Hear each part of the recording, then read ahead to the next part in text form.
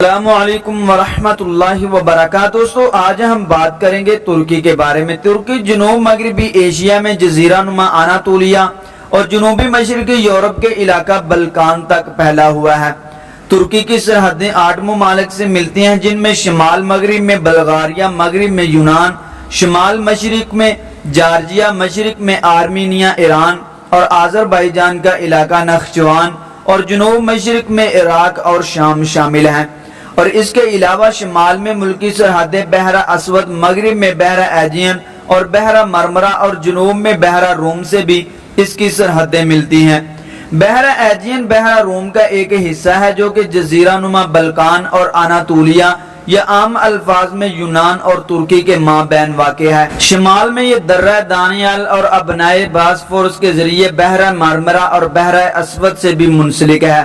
ترکی ایک جمہوری لا دینی آئینی جمہوریت ہے جس کا موجودہ سیاسی نظام 1923 میں سقوط سلطنت عثمانیہ کے بعد سے مصطفیٰ کمال اتاترک کے زیر قیادت تشکیل دیا گیا تھا۔ یہ اقوام متحدہ اور محترمہ اسلامی ممالک کا بانی رکن اور 1949 میں یورپی مجلس اور 1952 میں شمالی اوقیانوس معاہدے کا رکن بھی ہے۔ ریاست کے یورپی اتحاد میں شمولیت کے لیے مذاکرات طویل عرصے سے جاری ہیں۔ یورپ اور ایشیا کے درمیان محل وقوع کے اعتبار سے اہم مقام پر واقع ہونے کی وجہ سے ترکی مشرقی اور مغربی ثقافتوں کے تاریخی چوراہے پر بھی واقع ہے۔ جدید ترکی کا موجودہ علاقہ دنیا کے ان قدیم ترین علاقوں میں سے ہے جہاں مستقل انسانی تہذیب موجود رہی ہے۔ ترکی کے اناطولیہ ریجن کی تاریخ بہت قدیم ہے۔ یہاں پتھر کے زمانے سے انسان موجود ہے۔ بحیرہ اسود کے ارد گرد کے علاقے میں اب سے 10,000 سال پہلے آبادی کے آثار ملتے ہیں۔ دوستو ترکی میں قبل از تاریخ کے زمانے کے آثار بھی ملتے ہیں۔ بحیرہ اسود کی تہہ میں انسانی آبادی کے آثار ملے ہیں جن سے یہ معلوم ہوتا ہے کہ کسی زمانے میں یہ علاقے پانی سے باہر تھے۔ کسی جغرافی حادثے کے نتیجے میں بحیرہ اسود کی سطح بلند ہوئی اور یہ علاقے زیر آب آ گئے۔ قدیم زمانے میں اناطولیہ کا بڑا حصہ عراق کی قدیم عقدانی سلطنت کے زیر اثر رہا ہے۔ تاریخی تحقیقات سے معلوم ہوتا ہے کہ سیدنا نوح علیہ السلام کا طوفانی زمانہ بھی یہی ہے۔ عین ممکن ہے کہ انہی کے طوفان کے باعث بحیرہ اسود کی سطح بلند ہوگی ہو۔ دوستو اس زمانے کو کانسی کا زمانہ بھی کہا جاتا ہے۔ اس دور کو کانسی کا دور اس لیے کہا جاتا ہے کہ اس دور میں آلات اور برتنوں کا بڑا حصہ کانسی سے بنایا جاتا تھا۔ 2500 قبل مسیح کے بعد ہتھینوں نے اناطولیہ میں قدم جمانے شروع کیے۔ یہ انڈو یورپین نسل کے کسان تھے۔ انہوں نے اناطولیہ کے علاقے میں ایک عظیم سلطنت قائم کی۔ ان کے قوانین محاصر تہذیبوں کے نسبت زیادہ انسان دوست تھے۔ ان کے پورے دور میں دیگر اقوام اناطولیہ پر حملے کرتی رہیں۔ ہتھینوں کا مذہب مشرکانہ تھا جس میں وہ متعدد خداؤں کی پرستش کیا کرتے تھے۔ بادشاہ کو پجاریوں کا سربراہ مانا جاتا تھا، حتیٰ کہ سلطنت 1400 قبل مسیح کے لگ بھگ اپنے عروج کو پہنچی۔ آہستہ آہستہ اسے زوال آنا شروع ہو گیا اور اس کی جگہ متعدد تہذیبوں نے لے لی۔ ہتھیوں کے ساتھ ساتھ اناطولیہ کے کچھ حصے پر اشوری بھی قابض رہے۔ ان کا اصل وطن دجلہ اور فرات کے درمیان کی زرخیز وادی تھی جسے میسوپوٹیمیا کہا جاتا ہے۔ یہاں سے یہ دجلہ فرات سے اوپر کی جانب سفر کرتے ہوئے اناطولیہ پر قابض ہوئے۔ اس پورے عرصے میں ترکی کے مختلف علاقوں میں چھوٹی چھوٹی ریاستیں قائم رہیں۔ مغرب کی جانب سے یہ یونانی اقوام کے زیر اثر رہا، جبکہ مشرق کی جانب سے یہ عراق کے قدیم سلطنت کے زیر اثر رہا۔ اس زمانے میں مغربی ترکی میں آئیونیا تہذیب، فرائیجیا تہذیب اور ٹرائی کی تہذیب غالب بھی رہی ہے۔ لوہے کے دور کا آغاز سیدنا داؤد علیہ السلام سے ہوا۔ قرآن مجید کے مطابق اللہ تعالیٰ نے ان کے ہاتھ میں لوہے کو نرم کر دیا تھا جس کے باعث انہوں نے لوہے کی وسیع سلطنت قائم کی۔ ان کے بیٹے سیدنا سلیمان علیہ السلام کے زمانے میں لوہے کے علاوہ دیگر قسم کی صنعتوں کو غیر معمولی ترقی دی گئی۔ ہواؤں کو مسخر کیا گیا، سمندر کے خزانوں کو تلاش کیا گیا، عظیم الشان عمارتیں تعمیر کی گئیں۔ ان کی سلطنت میں سائنسی ترقی کا یہ عالم تھا کہ یمن جیسے ترقی یافتہ ملک کی ملکہ بھی ان کے محل میں پہنچ کر خود کو دیہاتی سا محسوس کرنے لگی۔ یہ ترقی اسرائیل سے نکل کر دیگر قوموں تک بھی پہنچی۔ اس دور میں مغربی ترکی کی سلطنت اور مشرقی ترکی کی سلطنت ایران کی ہخامنشی سلطنت کے زیر اثر آ گئی۔ 334 قبل مسیح میں اس علاقے کو یونان کے سکندر نے فتح کر لیا، مگر اس کے جانشین اتنی بڑی سلطنت کو سنبھال نہ سکے اور یہ ٹکڑوں میں تقسیم ہو کر رہ گئی۔ اس کے بعد یہاں طویل عرصے تک یونانیوں کی سلطنت حکومت رہی، جو کہ 63 سال تک قائم رہی۔ درمیان میں کچھ عرصے کے لیے آرمینیوں کی حکومت بھی یہاں قائم رہی۔ 300 کے لگ بھگ اس پورے علاقے کی اکثریت مسیحی مذہب اختیار کر چکی تھی۔ 330 میں رومی شہنشاہ قسطنطین نے مسیحیت قبول کر کے اسے سرکاری مذہب قرار دیا۔ یہی وہ بادشاہ ہے جس نے موجودہ استنبول کے مقام پر عظیم شہر قسطنطینیہ بسانے کا حکم دیا، جو کہ اس کا دارالحکومت قرار پایا۔ اس سے پہلے یہ ایک چھوٹا سا شہر تھا جو کہ بازطین کہلاتا تھا۔ 7ویں صدی کے دوران مسلمانوں نے شام اور مشرقی ترکی کو فتح کر لیا، جس کے نتیجے میں رومی سلطنت صرف اناطولیہ کے مغربی علاقوں تک محدود ہو گئی۔ 1037 میں اس علاقے میں تغرل بیگ نے سلجوقی سلطنت کی بنیاد رکھی۔ مشرقی اور وسطی اناطولیہ پر سلجوقوں اور مغربی ترکی پر رومیوں کی حکومت رہی۔ سلجوقی سلطنت کا زوال ہوا، اس کی باقیات سے عثمانی ترکوں نے جنم لیا اور مشرقی ترکی پر اپنی حکومت کو قائم کر لیا۔ عہد عتیق کی بات کریں تو یہ علاقہ یونانیوں اور فارسیوں کے درمیان جنگوں کا مرکز بنا رہا۔ کبھی فارسی اس علاقے پر قابض ہو جاتے اور کبھی یونانی اس علاقے پر قابض ہو جاتے۔ پہلی صدی قبل مسیح میں یہ علاقہ رومیوں کے قبضے میں آ گیا، جن کے حکمران قسطنطین اول نے 324 میں قسطنطینیہ موجودہ استنبول کا شہر بسایا اور اسے سلطنت روما کا دارالحکومت قرار دیا۔ بعد ازاں سلطنت روما کی تقسیم کے بعد یہ مشرقی رومی سلطنت یعنی کہ بازطینی سلطنت کا دارالحکومت بنا۔ مسلمانوں نے ابتدائی فتوحات میں ہی موجودہ ترکی کے مشرقی علاقوں کو اپنے زیر نگین کر لیا تھا، لیکن اناطولیہ کے وسطی علاقے 9ویں صدی میں سلجوقوں کی آمد تک مسلم ریاست نہ بن سکے۔ بلاد اسلامیہ پر چنگیز خان یلغار کے بعد ترکوں نے وسط ایشیا سے ہجرت کر کے اناطولیہ کو اپنا وطن بنایا۔ جنگ ملاز کرد میں رومیوں پر سلجوقوں کی عظیم فتح نے اس علاقے کے مستقبل کا فیصلہ ہمیشہ کے لیے کر دیا، اور یوں ترکی کا بیشتر علاقہ ہمیشہ کے لیے بلاد اسلامیہ کا حصہ بن گیا۔ سلجوقوں کے زوال کے بعد ترکی کے سیاسی منظرنامے پر عثمانی ابھرے، جنہوں نے اسلامی تاریخ کی سب سے عظیم ریاست سلطنت عثمانیہ کو تشکیل دیا۔ سلطنت عثمانیہ 631 سال تک قائم رہی اور 16ویں اور 17ویں صدی میں دنیا کی سب سے طاقتور سیاسی قوت تھی۔ عثمانیوں کی فتوحات ہی کے نتیجے میں اسلام وسط یورپ تک پہنچا اور مشرقی یورپ کا علاقہ عرصہ دراز تک مسلمانوں کے زیر نگین رہا۔ زوال کے دور کے بعد سلطنت عثمانیہ نے پہلی جنگ عظیم میں جرمنی کا ساتھ دیا اور بالآخر شکست کھا کر خاتمے کا شکار ہو گئی۔ جنگ کے بعد طے پانے والے معاہدے کے مطابق فاتح افواج قوتوں نے سلطنت عثمانیہ کو مختلف ٹکڑوں میں بانٹ کر آپس میں تقسیم کر لیا۔ 19 مئی 1919 کو ترکوں نے اتحادی جارحیت کے خلاف تحریک آزادی کا اعلان کیا، جس کی قیادت ایک عسکری کماندار مصطفیٰ کمال پاشا کر رہے تھے۔ 18 ستمبر 1922 کو تمام افواج کو ترکی سے نکال باہر کیا اور ایک نئی ریاست تشکیل دی گئی جو جمہوریہ ترکیہ کہلائی۔ 1 نومبر 1922 کو ترک مجلس پارلیمان نے خلافت کا خاتمہ کر دیا اور یوں اس طرح 631 سالہ عثمانی عہد کا خاتمہ ہو گیا۔ 1923 کو معاہدہ لوزان کے تحت بین الاقوامی برادری نے نو تشکیل شدہ جمہوریہ ترکیہ کو تسلیم کیا۔ اگلے چند سالوں میں مصطفیٰ کمال نے، جسے ترکوں نے عظیم خدمات پر اتاترک ترکوں کا باپ کا لقب دیا تھا، یہ اصطلاحات دراصل ملک کے مذہبی تشخص کے خاتمے کی کوشش تھی۔ ترکی زبان کے رسم الخط کی عربی سے لاطینی کی جانب منتقلی اور لادینیت اختیار کرنے کا اعلان قابل ذکر ہے۔ اس میں مصطفیٰ کمال، جنہیں عظیم خدمات کے صلے میں قوم نے اتاترک ترکوں کا باپ کا خطاب دیا تھا، 1938 میں انتقال کر گئے۔ ان کے نام عصمت انونو ملک کے دوسرے صدر بنے اور ان کے دور میں اتاترک کی اصطلاحات کو جاری رکھا گیا۔ دوسری جنگ عظیم میں ابتدائی طور پر ترکی غیر جانبدار رہا، لیکن آخری مراحل میں محض خیر سگالی کے تحت اتحادیوں کا ساتھ دیا اور بعد ازاں اقوام متحدہ کا بانی رکن بھی بن گیا۔ دوسری جنگ عظیم کے بعد اشتراکی بغاوت سے نمٹنے میں یونان کی مشکلات اور ترکی کی ابناء در دانیال اور ابناء باسفورس میں عسکری اڈے قائم کرنے کی سوویت مطالبات کے نتیجے میں ترکی کا جھکاؤ امریکہ اور مغرب کی جانب ہو گیا۔ اس سلسلے میں مغرب کی جانب سے بڑے پیمانے پر ترکی کی عسکری اور اقتصادی مدد کی گئی۔ کوریائی تنازع میں اقوام متحدہ کی افواج میں شرکت کے بعد 1952 میں ترکی نے شمالی اوقیانوسی معاہدے کی تنظیم نیٹو میں شمولیت اختیار کی۔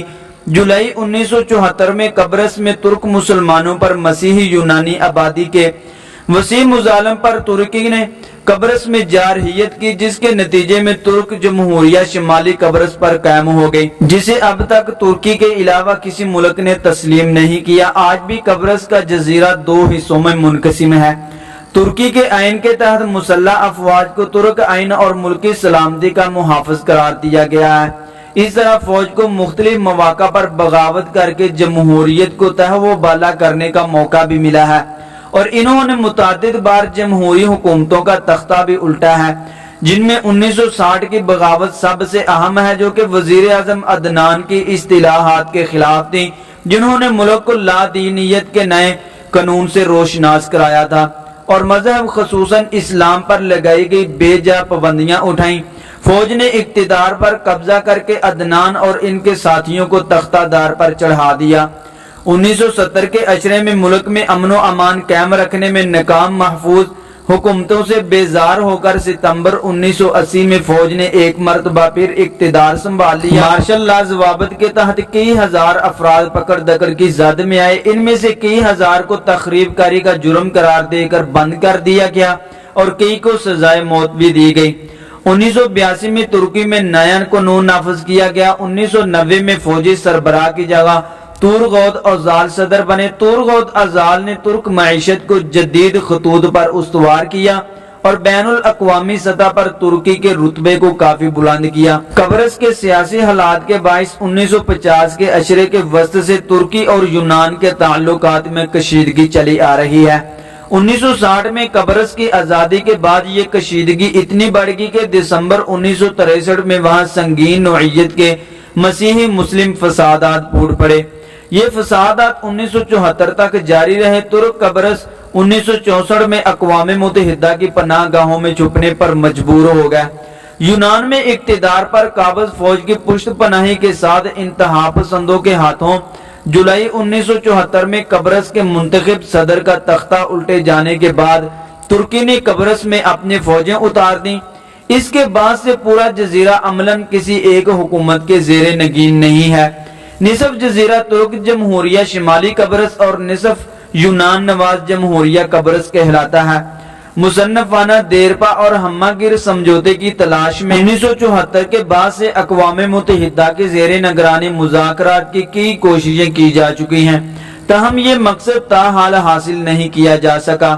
مسئلہ قبرص کے حل کی تلاش میں اقوام متحدہ کی نگرانی کی آخری کوشش 24 اپریل 2004 کو ختم ہو گئی، جس کے مطابق اقوام متحدہ جزیرے پر استواب کروانا چاہتا تھا۔ اس پر جزیرے کے دونوں حصوں میں بیک وقت استواب کروایا گیا۔ یونانی قبرصیوں نے اس منصوبے کے خلاف اور ترکی قبرصیوں نے اس کے حق میں ووٹ دیے۔ نتیجاً 1 مئی کو یورپی اتحاد نے قبرص کو منقسم حالت میں ہی اپنا رکن بنا لیا۔ جزیرے کا شمالی یعنی کہ ترکی حصہ یورپی اتحاد کا رکن نہیں ہے۔ ترکی اور یونان سے تعلقات کی بات کریں تو طویل جدوجہد کے بعد 1830 میں سلطنت عثمانیہ سے آزاد ہونے والے یونان اور عثمانی حکومتوں کے درمیان تعلقات ہمیشہ تنوع رہا ہے، لیکن 1950 کے عشرے کے وسط میں قبرص کے مستقبل کے سوال پر بین الاقوامی تنازع کھڑے ہونے تک یونان اور جمہوریہ ترکی کے تعلقات ہمیشہ دوستانہ رہے ہیں۔ قبرص کے سوال پر جاری اختلافات کے علاوہ بھی ترکی اور یونان کے تعلقات بحر ایجن کی خود مختاری کے حوالے سے بھی کئی امور پر الجھ پڑے ہیں، لیکن 1999 میں ترکی اور یونان میں آنے والے زلزلے نے دونوں ملکوں کو ایک دوسرے کی جانب دوستی کا ہاتھ بڑھانے میں مدد فراہم کی ہے۔ یونان اور ترکی کے تعلقات میں بہتری۔ دسمبر 1999 میں ہونے والے یورپی مجلس کے اجلاس میں یورپی اتحاد کی رکنیت کے بارے میں ترکی کی درخواست پر ہمدردانہ غور کے لیے آمادہ کرنے کی ایک بڑی وجہ تھی۔ اس سے ترکی کے یورپی اتحاد اور یونان کے ساتھ تعلقات کی ایک نئی بنیاد فراہم ہو گئی۔ یورپی یونین کی رکنیت کے سوال پر یونان اب ترکی کی حمایت کر رہا ہے۔ ترکی دوسرا ملک ہے جس نے 1963 میں یورپی اتحاد بنانے سے متعلق معاہدے پر دستخط کیے تھے۔ اس کی بنیاد پر یورپی مجلس اور ترکی کی کسٹم یونین بنی۔ پھر دونوں کے درمیان میں کسٹم قوانین اور ضوابط سے متعلق ایک معاہدہ ہوا جو کہ بالآخر 1 جنوری 1996 کو نافذ کر دیا گیا۔ اس معاہدے میں آخرکار ترکی کے یورپی مجلس کا رکن بننے کی گنجائش رکھی گئی تھی۔ اس کے لیے ترکی نے 1987 میں رسمی درخواست دی۔ 1999 میں یورپی کمیشن نے یہ درخواست نہ ماننے کا فیصلہ دیتے ہوئے کہا کہ ترکی میں ابھی بھی مزید سیاسی اور اقتصادی اصلاحات کی ضرورت ہے۔ اکتوبر 2005 میں یورپی اتحاد نے ترکی کو اتحاد کی مکمل رکنیت کا امیدوار قرار دیا۔ پاکستان سے تعلقات کی بات کریں تو ترکی پاکستان کے ساتھ دو طرفہ تجارت کا ہدف $5 ارب سالانہ تک لے جانا چاہتا ہے، جبکہ دونوں ممالک کے درمیان میں 2009 میں صرف $782 ملین کی دو طرفہ تجارت ہوئی، جو کہ دونوں ملکوں کی صلاحیت سے بہت کم ہے۔ پاک ترک بزنس کونسل پاکستان اور ترکی کے درمیان باہمی تجارت کو 2012 تک $2 ارب تک لے جانا چاہتے تھے، جس کے لیے ہدف مقرر کیا گیا، لیکن ترکی کی خواہش ہے کہ دونوں کے درمیان تجارتی ہدف کو اور زیادہ بڑھایا جائے، $5 ارب سالانہ تک لے جایا جائے، جس کے لیے دونوں ممالک کو کوششیں تیز کرنا ہوں گی۔ ترکی میں پاکستان کے توانائی کے شعبے میں سرمایہ کاری کرنے کے بارے میں بھی گہری دلچسپی پائی جاتی ہے۔ ترکی کی ایک کمپنی نے پہلے ہی سندھ میں ہوا کے ذریعے بجلی پیدا کرنے کے لیے ایک ونڈ مل یونٹ لگا رکھا ہے۔ کچھ کمپنیاں پاکستان میں ہائیڈرو پاور کی صلاحیت کا بھی جائزہ لے رہی ہیں تاکہ وہ پاکستان سے پانی سے بجلی پیدا کرنے کے لیے سرمایہ کاری کر سکیں۔ ترکی کا حکومتی نظام پارلیمانی جمہوری ہے، جس میں حکومت کا سربراہ وزیر اعظم ہوتا ہے۔ انتظامی اختیارات حکومت اور قانونی اختیارات حکومت اور قومی مجلس کے پاس ہوتے ہیں۔ سربراہ مملکت کے فرائض صدر جمہوریہ انجام دیتا ہے۔ صدر کو قومی مجلس 7 سال کے لیے منتخب کرتی ہے۔ مسلح افواج روایتی طور پر ایک مضبوط سیاسی قوت ہے جنہیں اتاترک کی جمہوریہ کا محافظ سمجھا جاتا ہے۔ ترک عین اور ملکی سلامت کا تحفظ قانوناً مسلح افواج کو تفویض کیا گیا ہے، جو قومی سلامتی مجلس کے ذریعے باضابطہ اپنا سیاسی کردار ادا کرتی ہیں۔ لادینیت، جمہوریت اور اتاترک کی صلاحیت کی حفاظت فوج کا نصب العین ہے۔ ترکی 81 صوبوں میں تقسیم ہے اور ہر صوبہ مزید چھوٹی اکائی اضلاع میں تقسیم ہے۔ عام طور پر صوبہ اپنے صوبائی دارالحکومت کے نام پر ہی ہوتا ہے۔ ترکی کا دارالحکومت انقرہ ہے، لیکن تاریخی دارالحکومت استنبول بدستور ملک کا مالیاتی، اقتصادی اور ثقافتی مرکز بھی ہے۔ دوستو، بڑے شہروں میں کئی شہر آتے ہیں جن میں اکثر آبادی کی بات کی جائے تو 68% آبادی شہروں میں قیام پذیر ہے۔ مجموعی طور پر ملک میں 5 لاکھ سے زیادہ آبادی کے 12 اور 1 لاکھ سے زیادہ آبادی کے 48 شہر ہیں۔ ترکی کا موسم بحر روم کے روایتی موسم جیسا ہے، جہاں گرم خشک موسم گرما اور سرد نم موسم سرما ہوتا ہے، تاہم یہ موسم زیادہ بنجر علاقوں میں اور زیادہ سخت ہو جاتا ہے۔ ترکی کے مشرق کے پہاڑی علاقوں میں موسم سرما میں درجہ حرارت -30 سے 40 ڈگری سینٹی گریڈ تک پہنچ جاتا ہے۔ مغرب میں موسم سرما کا درجہ حرارت اوسط 1 ڈگری سینٹی گریڈ رہتا ہے۔ موسم گرما گرم اور خشک رہتا ہے جب درجہ حرارت 30 درجہ سینٹی گریڈ سے اوپر ہی جاتا ہے۔ سالانہ بارشوں کا تناسب 400 mm ہے۔ ملک کا خشک ترین حصہ کونیا اور ملاتیا کی سطح مرتفع ہے، جہاں سالانہ بارش 300 mm سے بھی کم رہتی ہے۔ مئی سال کا نم ترین مہینہ ہے اور جولائی اور اگست خشک ترین مہینے ہیں۔ دوستو، آج کی ہماری ویڈیو یہاں تک ہی۔ ویڈیو اچھی لگی ہو تو پلیز لائک کر دیں، چینل کو سبسکرائب کر دیں اور بیل کے بٹن کو بھی دبا دیں تاکہ ہماری ہر نئی آنے والی ویڈیو کا نوٹیفیکیشن بر وقت آپ تک پہنچتا رہے۔ السلام علیکم ورحمۃ اللہ وبرکاتہ۔